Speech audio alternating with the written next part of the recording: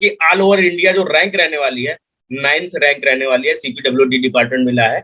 और मेरे प्री में मार्क्स 137.72 आए हैं और मेंस में 255 आउट ऑफ 300 है। क्या आपने किया कि जीएस आपका मजबूत बना और अच्छा स्कोर आप ले आए 2019 में? आपने भी तो नोट्स बनाया होगा, आपने कहाँ से नोट्स बनाया? मेंस के लिए क्या किया था आपने? सवाल तो भाई आते हैं कि भाई लड़का आपको बैठा हुआ है इतने दिन से, कुछ कर नहीं रहा है, तो ये सब वही मैं कह रहा हूँ ना, एक कान से सुन के दूसरे कान से निकालने वाली बात होती है।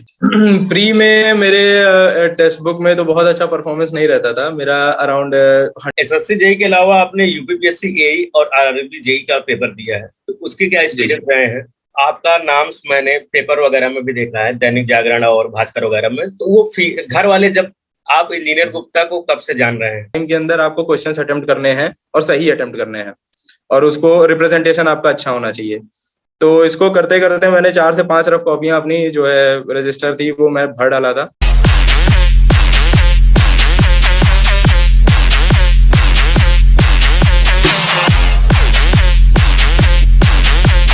अगर आप भी एसएससी जेई और स्टेट ए की तैयारी करना चाह रहे हैं या करने का आप कुछ प्लान बना रहे हैं, तो इस समय ऑफ़र चल रहा है अनअकैडमी पे, अनअकैडमी गोल्ड का। अगर इस समय आप कोई भी कोर्स परचेज करते हैं एसएससी जेई या स्टेट ए का, जिसपे 6 मंथ, 12 मंथ और 24 मंथ के सब्सक्रिप्शन अवेलेबल हैं, जिसपे अभी इनरोल करने पर आपको 20% का डिस्काउंट मिल रहा है। बस आपको कोड यूज़ करना होगा कोर्स लेते समय, EGO10। आप देख रहे होंगे EGO10 यूज़ करेंगे तो आपको 20% तक का डिस्काउंट आपको मिलने वाला है। तो जो कोर्स की प्राइस रहेगी उस पर आपको 20% का डिस्काउंट मिलेगा। तो अगर आप एसएससी जेई कर रहे हैं या स्टेट ए, कोई भी स्टेट हो उसकी तैयारी कर रहे हो, तो उसके लिए ये कोर्सेज अवेलेबल हो चुके हैं। ये ऑफ़र जो रहने वाला है ये 28 अप्रैल तक रहने वाला है। तो अगर आप प्लानिंग कर रहे हैं कोर्सेज लेने के लिए तो अभी आपका ये राइट टाइम है।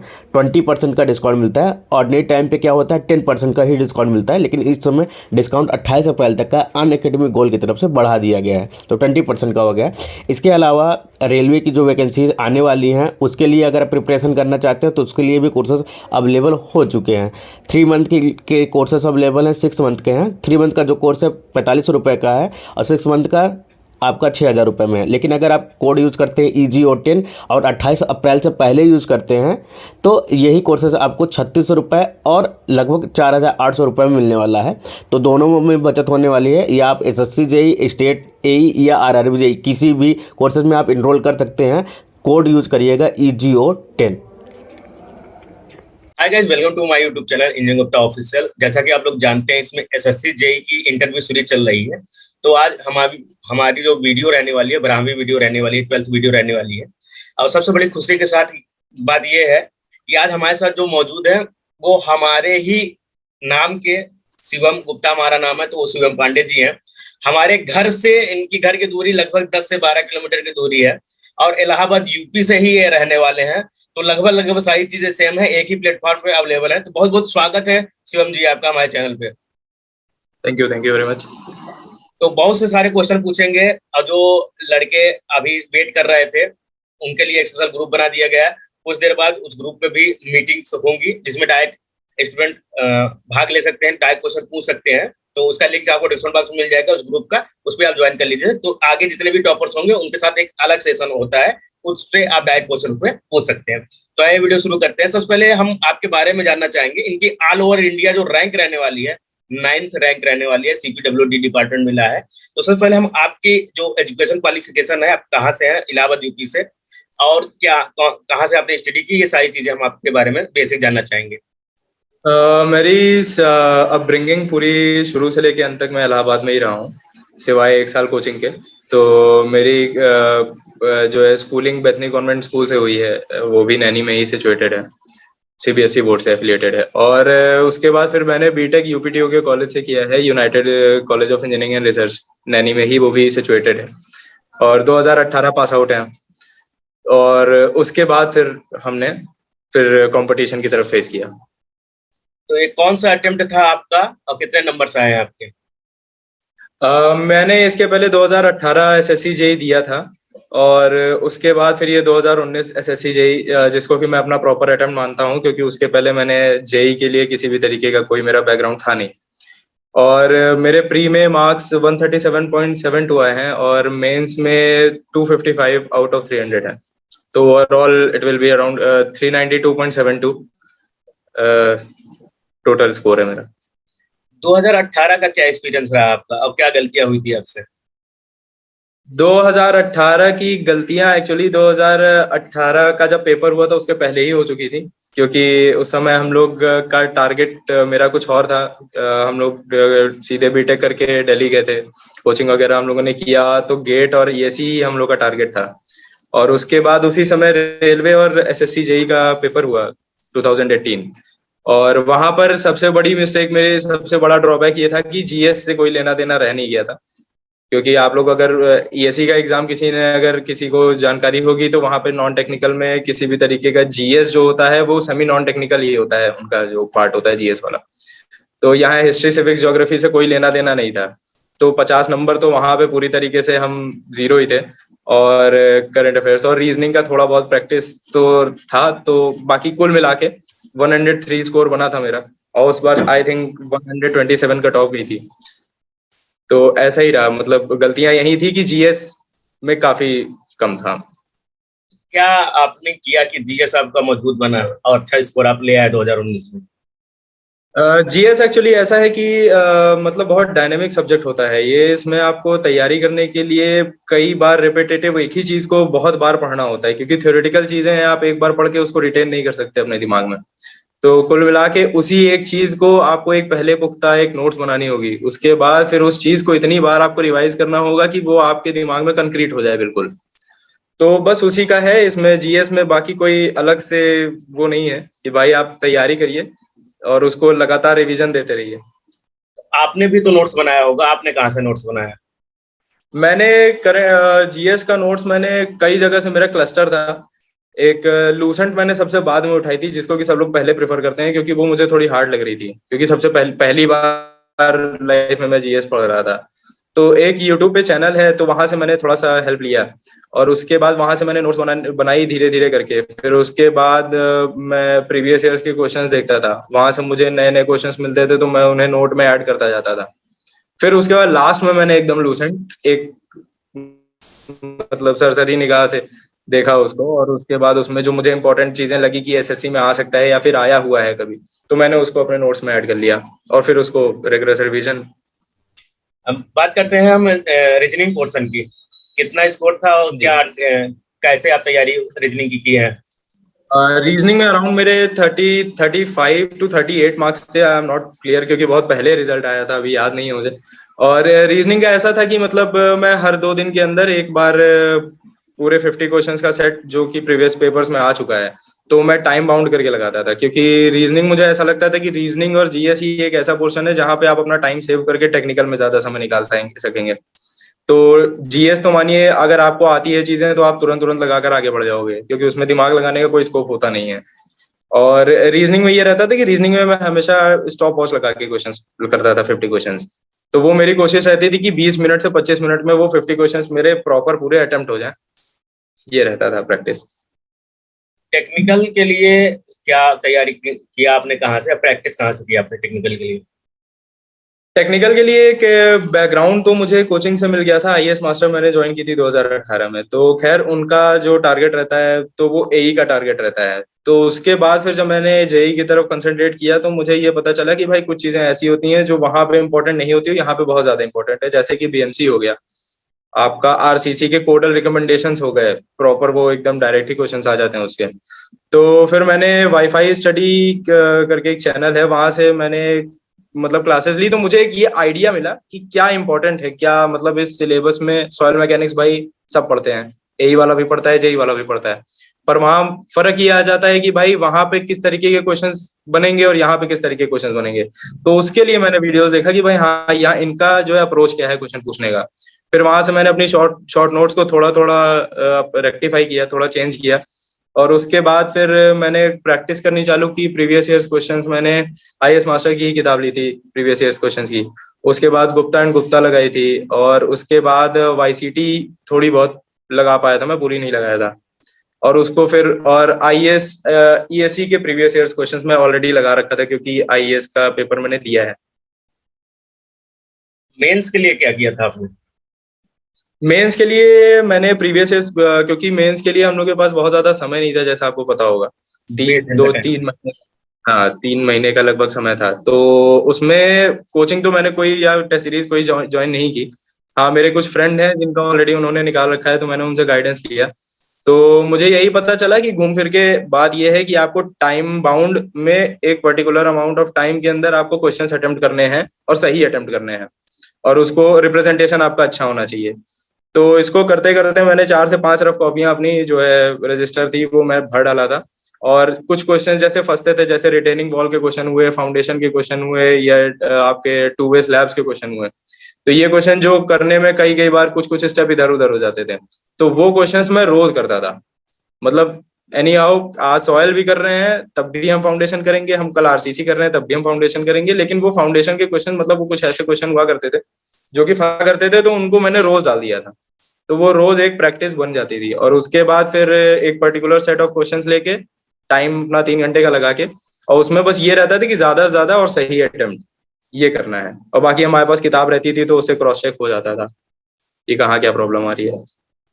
आपने टेक्स्ट बुक से प्री का जो एनालिसिस आपने किया था कि कितने स्कोर आ रहा है, तो लगभग कितना स्कोर आता था जब टेक्स्ट बुक आप अटेम्प्ट करते थे प्री के लिए? प्री में मेरे टेक्स्ट बुक में तो बहुत अच्छा परफॉर्मेंस नहीं रहता था मेरा, अराउंड 100-110 ऐसे ही मेरा स्कोर बनता था। और टेस्ट सीरीज के थोड़े क्वेश्चंस होते हैं हार्ड, तो मैं उसको कभी ऐसा मैंने उसको डिमोटिवेटिंग एजेंट का काम नहीं करने दिया अपने लिए। मैंने उस क्वेश्चंस को मतलब जहाँ जो क्वेश्चंस मेरे फंसते थे तो मैं उन क्वेश्चंस का एक नोट्स बना लेता था, और नोट्स बना के फिर मैं आगे उसको अपने शॉर्ट नोट्स में डाल देता था। अगली बार वो क्वेश्चन जब आता था तो वो कभी मैं नहीं छोड़ता था, ऐसा होता था। एसएससी जेई के अलावा आपने यूपीपीएससी एई और आरआरबी जेई का पेपर दिया है, तो उसके क्या एक्सपीरियंस रहे हैं? यूपीपीएससी यही मतलब अच्छा पेपर है वो। उसको मुझे पेपर देने के बाद ऐसा एहसास हुआ कि वो निकाला जा सकता है, क्योंकि अगर आईएएस मैंने ईएससी की तैयारी की है, प्रीवियस ईयर्स क्वेश्चन से मेरा अच्छा खासा लिंक रहा है, तो उसमें ये रहा है कि हाँ निकाला जा सकता है पेपर, बशर्ते उस समय मैं कोविड से परेशान था और थोड़े ही दिन पहले मैं रिकवर हुआ था, तो मेरा नहीं निकला था। पर ये था एक्सपीरियंस कि हाँ वो पेपर निकालने लायक है, कि वो अगर आप प्रॉपरली एक ईएससी जैसे ईएससी के प्रीवियस ईयर्स के क्वेश्चन अगर आप लगातार अटेम्प्ट कर रहे हो और उसको लगा रहे हो तो आप उस पेपर को निकाल सकते हो। और आरआरबी का ऐसा था कि नॉन टेक्निकल पोर्शन बहुत ज्यादा स्ट्रांग होना चाहिए आपका, क्योंकि उसका प्री में भी नॉन टेक्निकल, प्री तो पूरा ही नॉन टेक्निकल था, और साथ में मेंस में भी नॉन टेक्निकल 50% था अप्रोक्स। तो ये था मेरा, प्री भी नहीं निकला था क्योंकि मैं उस समय ईएससी की तैयारी कर रहा था, और नॉन टेक्निकल 0 था मेरा, जो एसएससी जेई 2018 में हालत थी। चलिए ठीक है। इसके अलावा जैसे कि आपका नाम मैंने पेपर वगैरह में भी देखा है, दैनिक जागरण और भास्कर वगैरह में, तो वो घर वाले जब देखे हैं वो चीजें कि आपका नाम न्यूज़पेपर में आया, तो वो फीलिंग जी। आपको कैसी लगी? ये स्टूडेंट को काफी मोटिवेट करेगी कि उनका भी नाम पेपर में आए।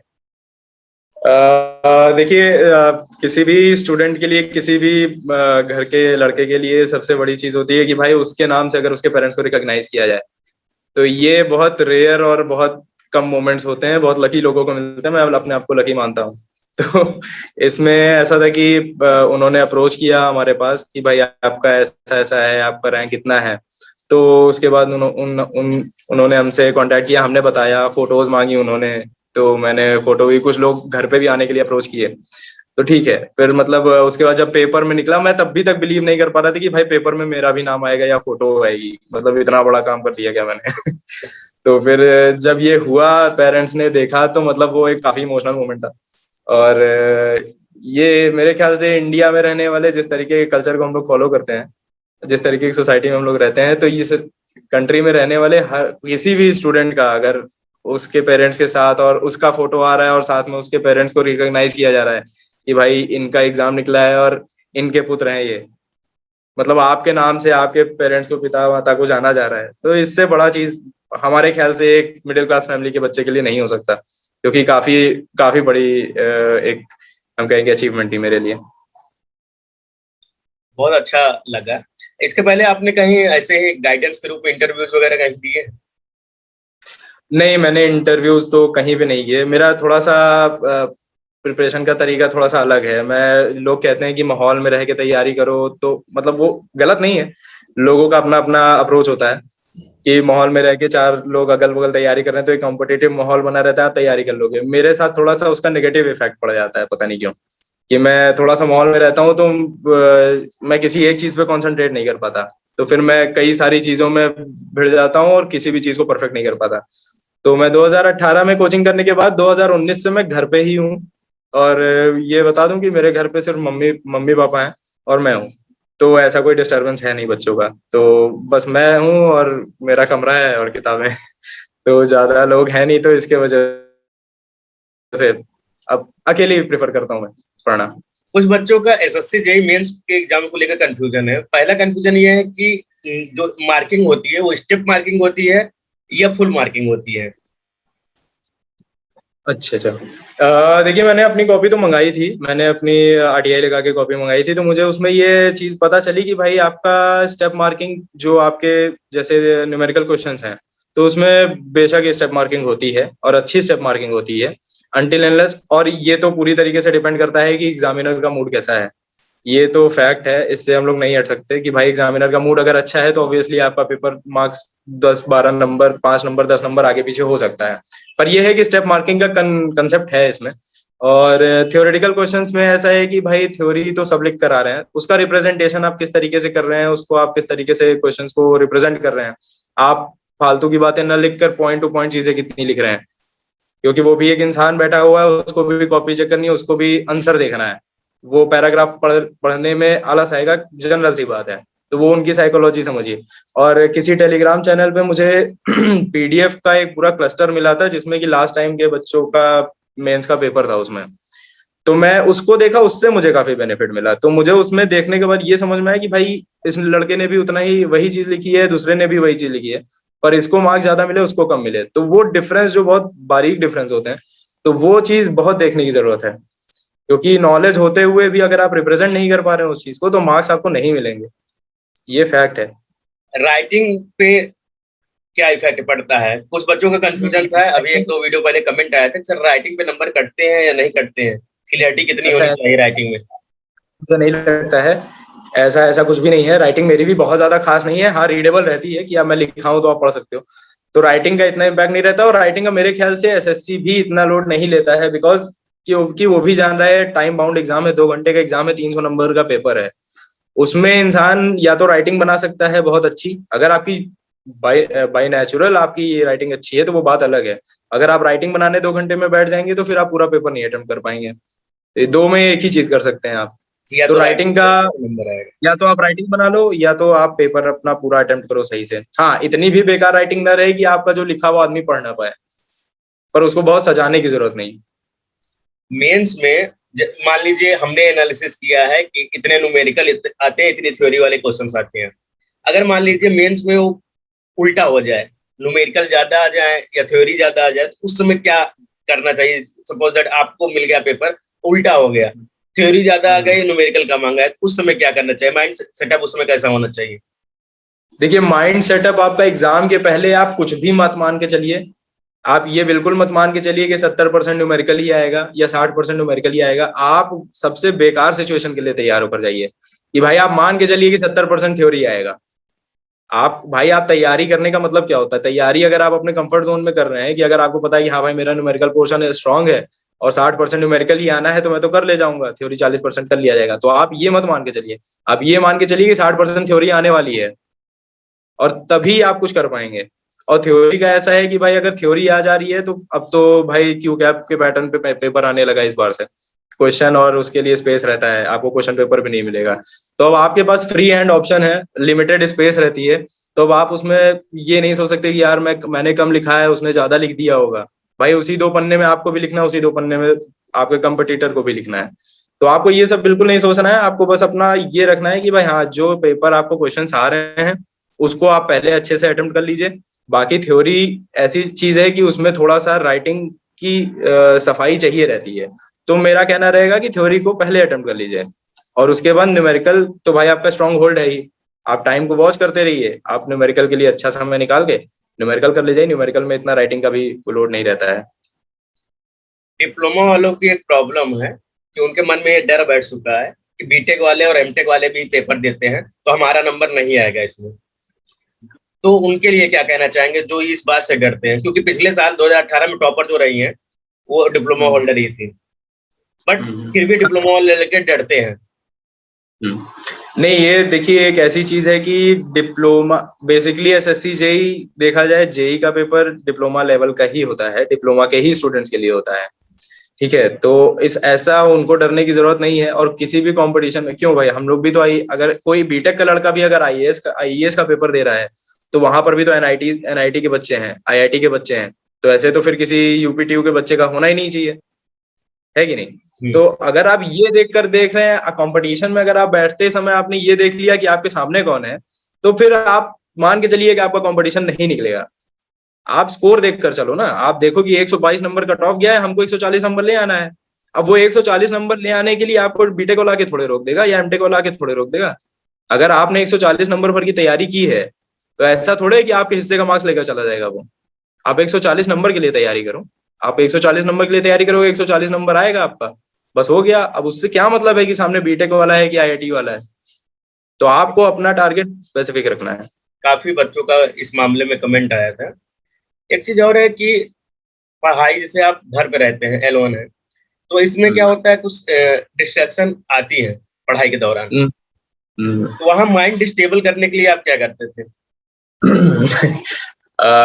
डिस्ट्रैक्शन तो आती हैं। देखिए, अब आप 3-4 साल से ऐसे बैठे रहो, और खासकर कि जनरल होते हुए, और जहाँ पे भी आपका अभी तक कोई कंपटीशन नहीं निकला है, घर वाले आपके चाहे जितने सपोर्टिव हों, लेकिन आपके दिमाग में ये चीज हमेशा रहेगी कि भाई कब होगा। क्योंकि साथ में अब बाकी सारे मेरे बहुत सारे फ्रेंड्स हैं, सब आईटी के हैं, सीएस के हैं, तो उन लोगों ने 2-3 कंपनियां चेंज कर दी, सैलरी उनकी बढ़ती जा रही है, और यहाँ अभी तक हम घर पे बैठे हुए हैं। तो ये सब डिस्ट्रैक्शंस होते हैं वो, और बहुत नेचुरल है, ये नहीं कहा जा सकता कि किसी को नहीं हो रहा है, सबको होता है। तो उससे फाइट करना है भाई। देखिए, कंपटीशन हमारा, जो मेरा मोटिव था तैयारी के समय, यही था कि भाई देखिए, अगर आपको एग्जाम निकालना है तो आपको थोड़ा सा सुनने की आदत डालनी पड़ेगी, और उसको एक कान से सुन के दूसरे से निकालना पड़ेगा। क्योंकि आप अगर सबके कमेंट सुनते रहोगे और अपने आप को, दिमाग को डिस्ट्रैक्ट करते रहोगे, तो आपको वैसे तो भी कुछ हो नहीं रहा है अभी, और ये करने लगोगे तो और कुछ नहीं होगा। तो अपने लय में आप बंधे रहो, आपको एग्जाम निकालना है भाई, जिस दिन निकल जाएगा उस दिन सबकी बातचीत करने का तरीका बदल जाता है, और जब तक नहीं निकला रहता है वही लोग एक दिन पहले कुछ और तरीके से बात करते हैं। और डिस्ट्रैक्शन को हटाने के लिए बहुत सारे तरीके होते हैं। आप भाई कुछ अच्छे दोस्त रखो जो कि आपको पॉजिटिविटी दें। इस बीच ऐसे भी दोस्त हैं मेरे जिनसे बातचीत मेरी बंद हो गई, जिनका कि हमेशा ये कहना रहता था कि भाई अब तैयारी छोड़ दो यार, तुम्हारा नहीं निकल रहा है, आओ प्राइवेट ज्वाइन कर लो। तो ऐसे लोगों से खासकर दूरी बनाए रखें, उसी में बेनिफिट है। जब तक अगर आपको लग रहा है कि हाँ हम कर सकते हैं, और पॉजिटिव लोगों को अपने आसपास रखिए, 1-2 अच्छे दोस्तों को रखिए जिनसे बात करने पे माइंड फ्रेश हो। और दिन भर पढ़ाई भी करना सेहत के लिए अच्छा नहीं होता है, वहां पे भी आप दिन भर वही चीज करते रह जाएंगे तो फिर एक समय आएगा जहां पे आपको समझ में आना बंद हो गया और आप बस मेहनत किए जा रहे हैं। तो प्रोडक्टिविटी चाहिए। आप 4 ही 5 घंटे पढ़ो, 6 ही घंटे पढ़ो, लेकिन वो एकदम प्रोडक्टिव पढ़ो। जब पढ़ रहे हो तो आप पढ़ो।